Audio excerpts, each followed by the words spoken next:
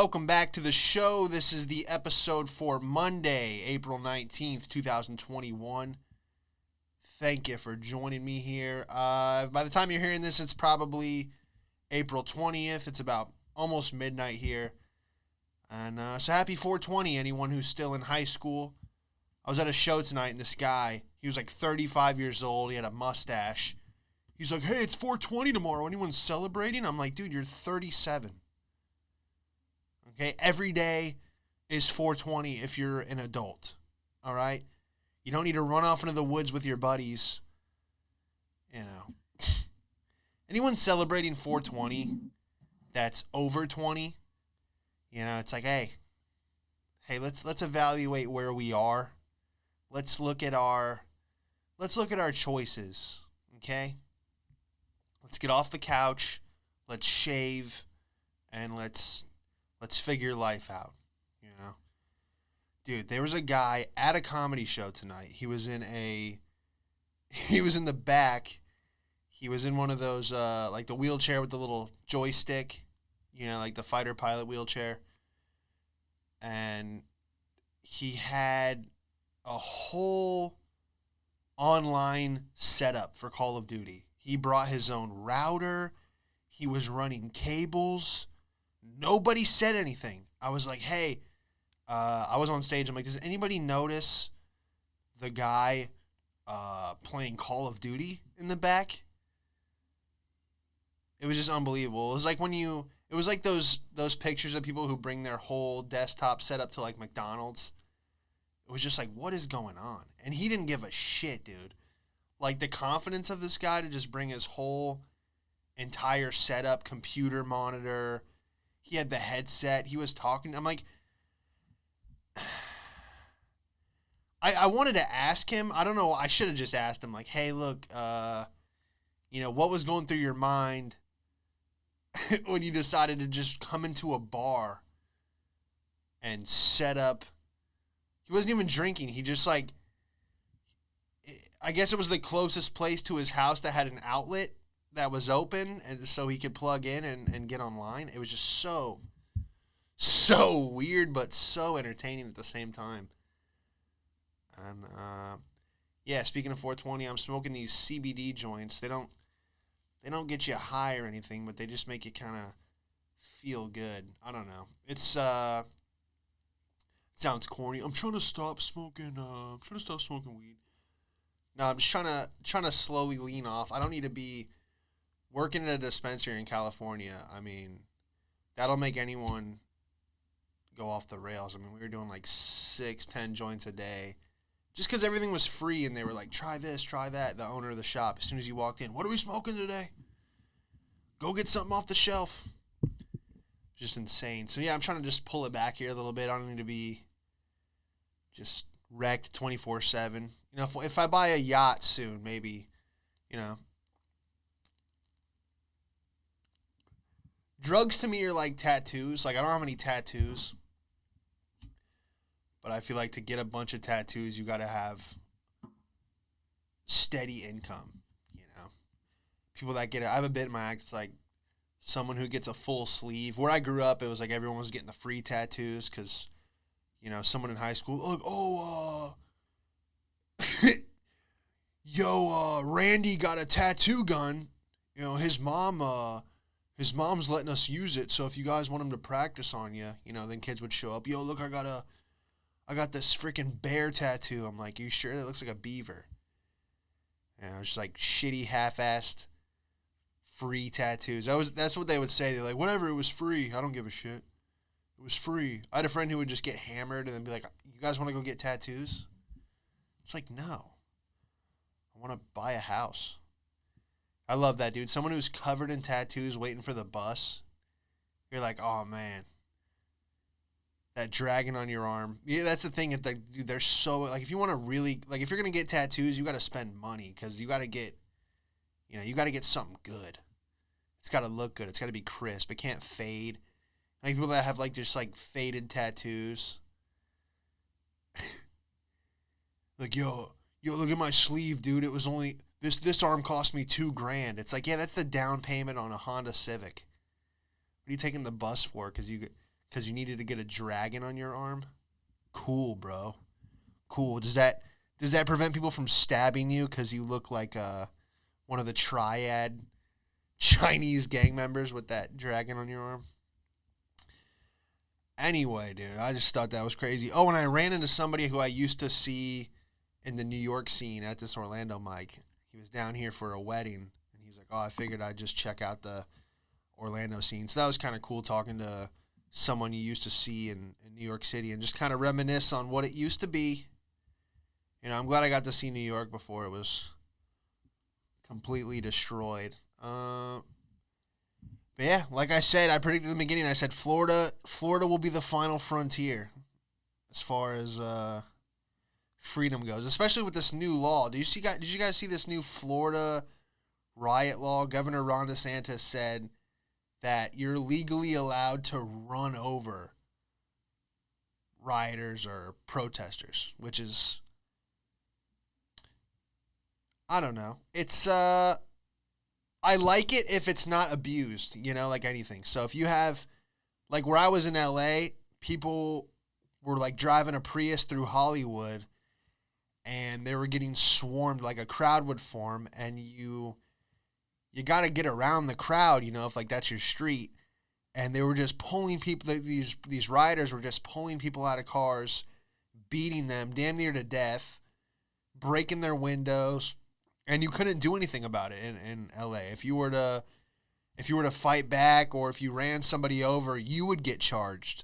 So I see why in Florida, he would say, hey, if you get surrounded, you're legally allowed to like defend yourself. That's great. What I'm not for is once that law gets passed, everyone going, hey, it's time to lift our Chevys another foot off the ground. Let's put another armored bar on the front of it.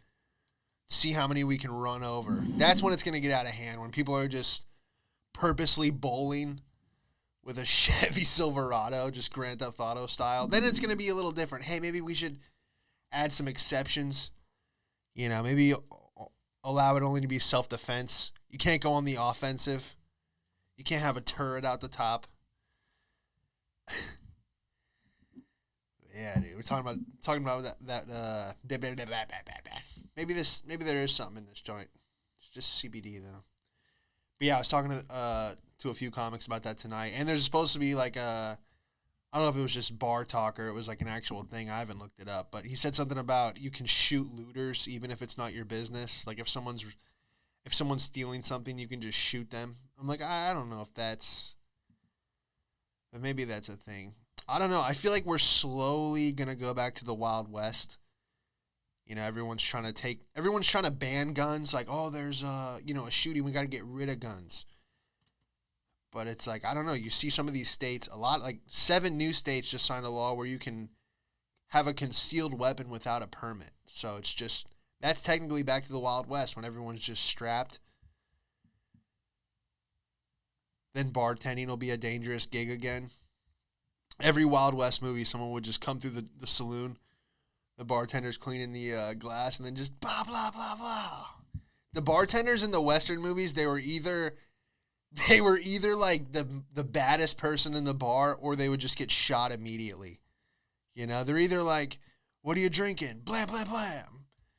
They get shot behind the bar, or they're the one that like, they're the only one who can talk sense into the outlaw. They just spit into a cup like, sit down, Greg.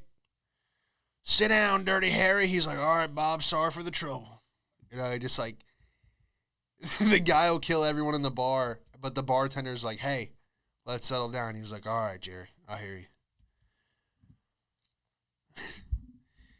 Yeah, dude, a lot going on, man. I haven't even been watching the news, but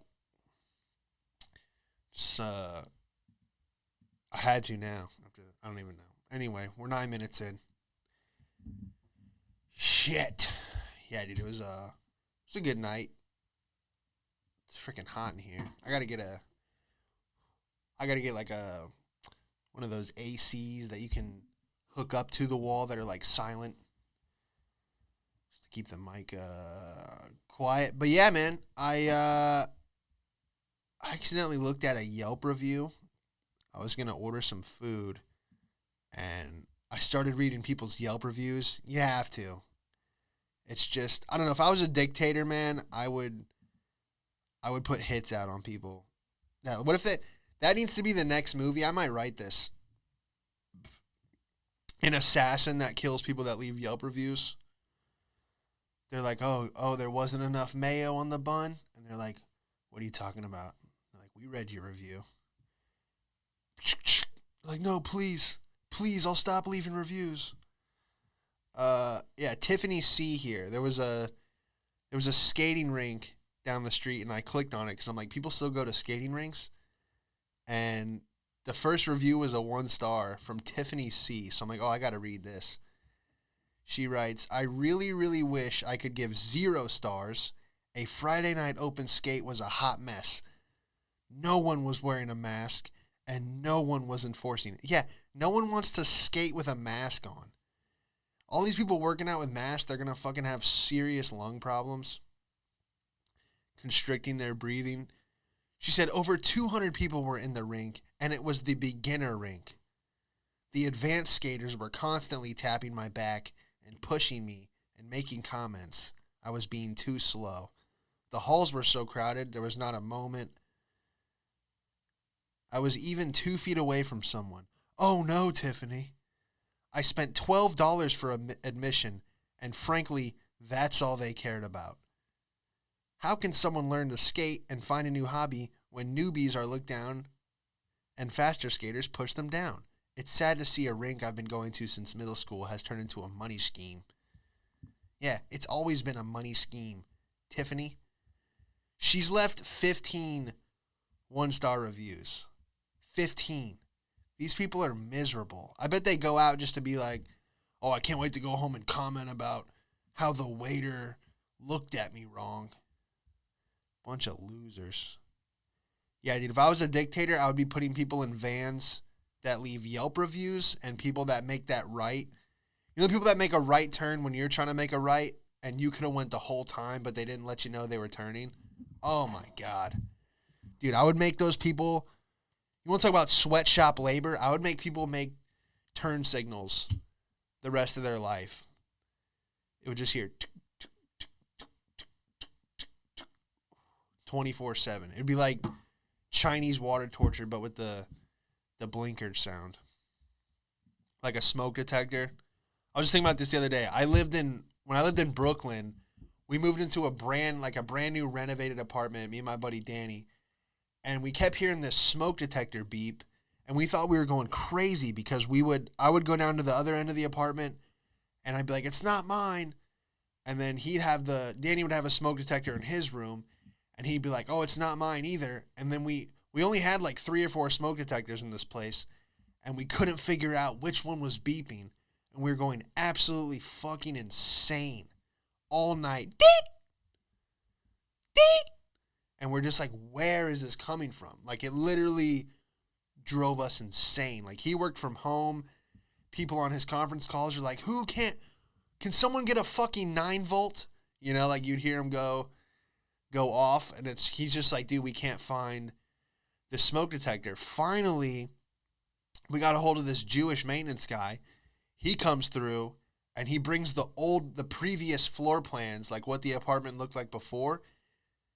And it was in the ceiling. They had plastered over it. They put wood. They repainted it. So he just took a hammer and just started smashing our ceiling. And lo and behold, there's a smoke detector in the ceiling, like that you couldn't see. And he had to unscrew one of the ceiling lights. So he took off his yarmulke and he used it as like a glove to unscrew this light bulb. It was like I'm like, dude, I didn't know the yarmulke was like a multi-purpose tool. You know, you can use it to open jelly jars and use it as an oven mitt. I'm like, well, there you go. But yeah, it was just, oh my God, dude. It just drove me insane. Well, yeah, we're here. I don't know if you guys see Black Lives Matter. The founders were buying mansions with some of the money.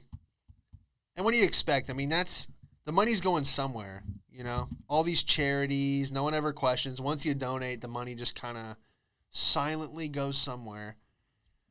So apparently this lady was buying real estate, and now they got all these memes. BLM stands for buy large mansions. But yeah, like I said many times on this show, everybody needs a good scam. You know, I got emails. We were actually, I was talking to the guy from the New York scene. He's like, we still get the emails about the comedy classes, $250 for an 8-week course. Learn how to write 5 minutes. The comedy classes, all they do is just take your money, and then they tell you, hey, first thing you do when you get on stage is move that mic stand out of the way. Just move it out of the way. All right, $250. Thanks. You know, they get 5 people. They get 5 people in the class just so they can pay their rent for the month. Hey, you want to learn how to do comedy? Learn from me. I didn't go anywhere. It's always like the most no-name people that run these comedy classes. They're like, hey, give me $250 and I'll show you how you can rise to the level I am. You're like, what level is that? They're like, feature work and living in a van. You're like, okay. Can I not do that? That would be the worst financial decision you can make right now is spending $250 to learn how to do stand-up. The worst. Okay? Put that into Bitcoin or anything else.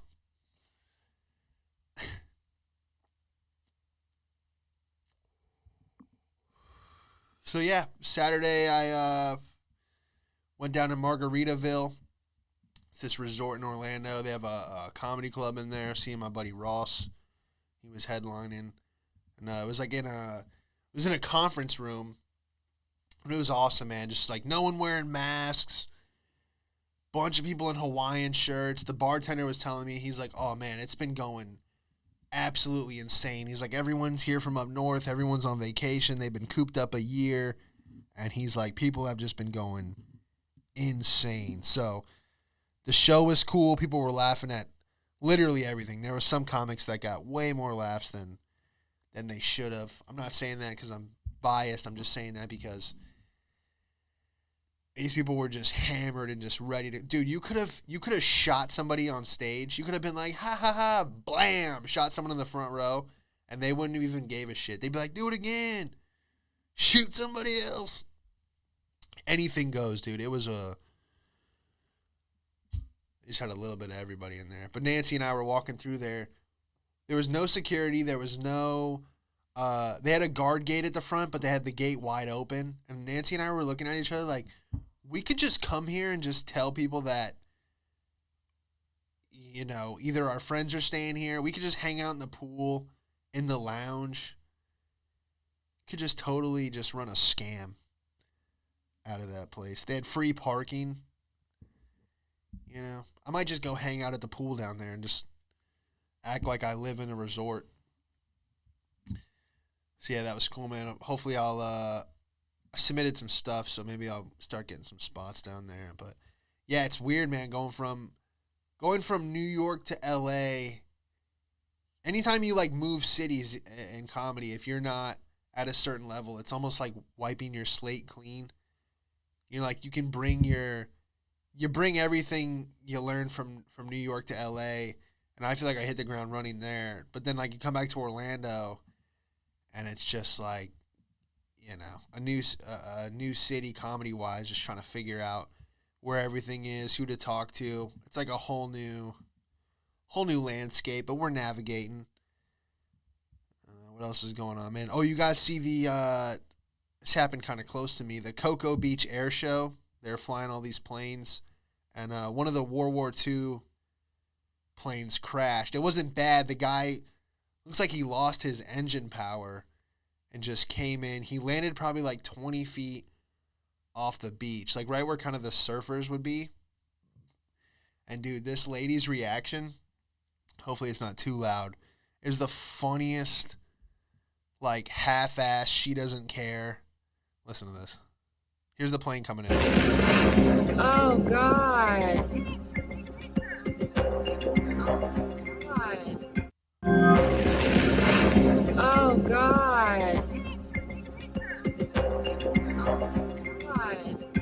That's such like a, oh God, why couldn't you crash further away? Oh God, now I gotta move my stuff while they put caution tape over here. You know, that was such, this is a cell phone footage from Cammie Moffat.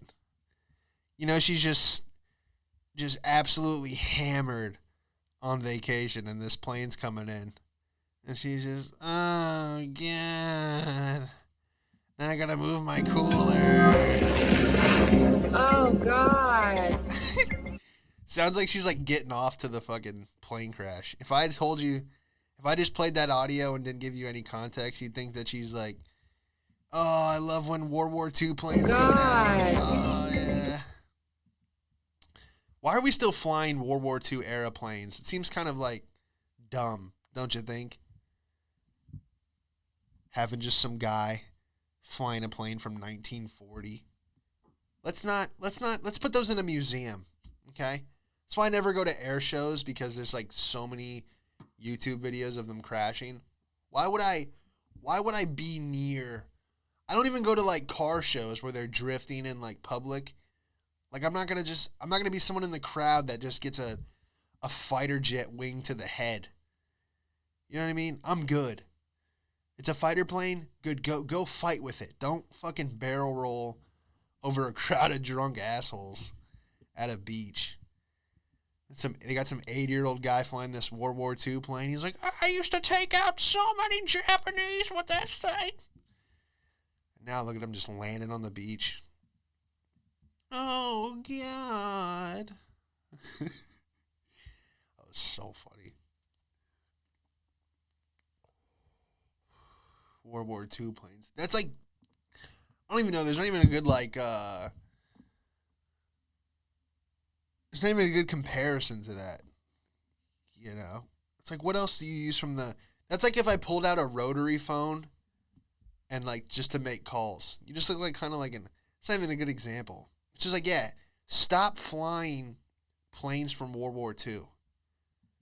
What if they did that? What if Southwest is like, hey, just want to let you guys know we're using a World War II plane today. You're like, what? It still flies. Yeah, I don't care. Get me something that's been made within the last 5 years. What else has been going on, man? Oh, I palmed a full hot pot of coffee today. Nancy pulls it off I thought it was iced coffee. I thought she had just got out of the fridge and she was putting it back in the fridge. Turns out it was sitting on the hot plate on the coffee maker and she was putting it away. And she's like, do you want coffee? And I go, sure. And I just put my hand out and grabbed the whole bottom of the pot. And it was just, and I was just holding it like an idiot. It took me like 5 seconds to realize that it was hot coffee. It looked like some kind of Dunkin' Donuts initiation. Like if you want to be an official member of the Dunkin' Donuts frat secret society, they're like, you must hold a pot of hot coffee for 20 seconds. And I just, I think I asked her while I was burning my hand, I go, oh, this is hot coffee. She's like, yeah, what are you doing? Probably like the dumbest thing that I've done all week. All my life. Dude, oh, fuck. I'm just, like, stumbling through the end of this. But, yeah. That's what's going on, man, this week. Oh, I got a flat tire this week. That was, that's always fun. I just walk out to my car. We were going to go to the beach. And Nancy's like, oh, you got a flat tire. I'm like, oh, great. And it was so flat I couldn't drive it anywhere to fill it up with air. Like, it was, like, rim touching concrete. So I put the donut on. And I put the jack on too close to the side skirt of the car. And so, like, when I was taking the tire off, the jack moved. And I thought I was going to lose the whole car. Just such a horrible mechanic. But yeah, I got the donut on. They took it down to the shop. They had one tire left that was my size. And so That was good. Dude, the tire shop waiting rooms are all the same. You know, they're like, hey, sit on these chairs. Sit on these chairs from 1917. You know, they have rips in them. They're all bent. They're like, sit over there and we'll call you in about an hour so we can hit you over the head for $200. It's like, not one of them, they can't put like a pool table in there. You know, they have like the same 3 magazines. The magazines that haven't changed, they've been the same magazine. You know, it's like the magazines that have been there since they first opened. You know, it's like, did OJ really do it? You're like, how old are these? JFK assassination, what happened? It is 2021. You're sitting in there. You know what those waiting rooms at these tire shops, I imagine, is like a doctor's office in a third world country. You're just kind of like, just waiting for them to tell you that you have something that they don't have the equipment to fix.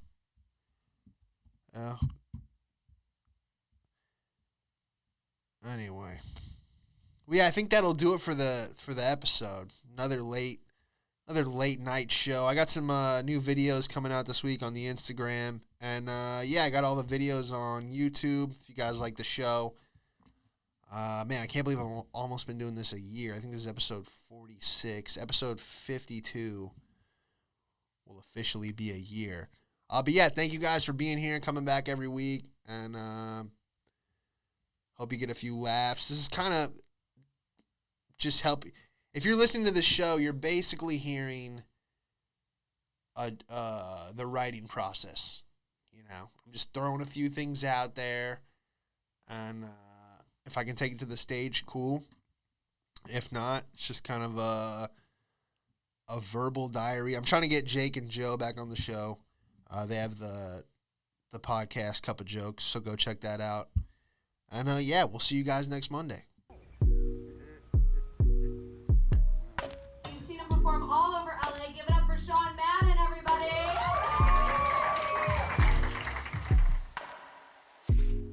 What have we got here? A fucking comedian. This joke's not gonna go well.